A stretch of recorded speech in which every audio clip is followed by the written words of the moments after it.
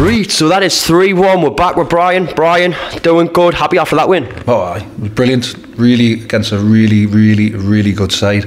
Lads were class tonight. Excellent. But I mean, going against a team like Redcar, doing as well as... how did you get the lads in the mindset for that one? We're trying to make sure that we're not sitting back with them, because you give their players like that time and space, they're going to cause really loads of problems for you. So I wanted to be on the front foot with them. It's not easy. The lads, unbelievable for 20 minutes. We got up but you kind of keep that going, unfortunately, for like 90 minutes of pressing like that. So I had to think about it a little bit and sit off a bit. But in general, the whole thing was excellent. The attitude of the lads. Talking's a massive thing. We don't get... I keep on saying before, and when you need to talk, you need to help each other out, save your legs by talking.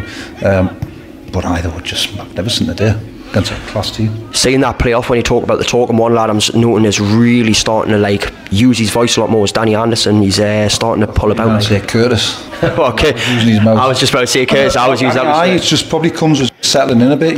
That's his third game off the belt. It probably just comes with him just settling down and having that little bit of consistency and being able to go in there. He's had a different part of the day, and Carsey in there, and Mesa was in the 10, but just really good players, good people that want to do well for the club. Speaking about people who want to do well for the club, you look at one lad who has been signed and doing his debut the day, Jordan Lashley. Wow. That is brilliant.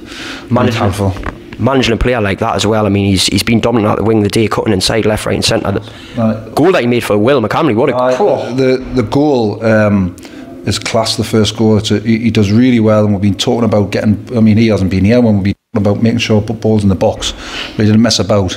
And Dan Walden, it was a great ball, but the finish is class because it's hard to control that. And he's been a massive help for us and what we've been doing, Dan Walden. He's been 2 years out him, and he's been absolutely outstanding just for a young lad, 19-year-old. Class. Fits straight into a perfect role of the day with obviously Ben Harmison being out as well, so Dan Walden has definitely done great. Moving on to the man of the match as well, Lewis Henry. What an absolute game he's had the day. Just said, centre mid, and he's went back and played left back the day. Probably the first time he's played there, but he was just class. He's a top draw player. Lewi, he'll do really well in the future, Lewi so I was playing in midfield, but I had to move him because Loffy was injured, moving back to left back, and he's just, every game he has, he's a 7 or 8, 9 out of 10, Lewi. Got to agree with you on that one. So moving forward, we've got a good bit of momentum behind one now, Brian. A couple of wins under our belts, good wins as well, not just scrappy wins, good wins. How do we keep this going? Just do the same thing as we've done tonight and what we did against Shildon.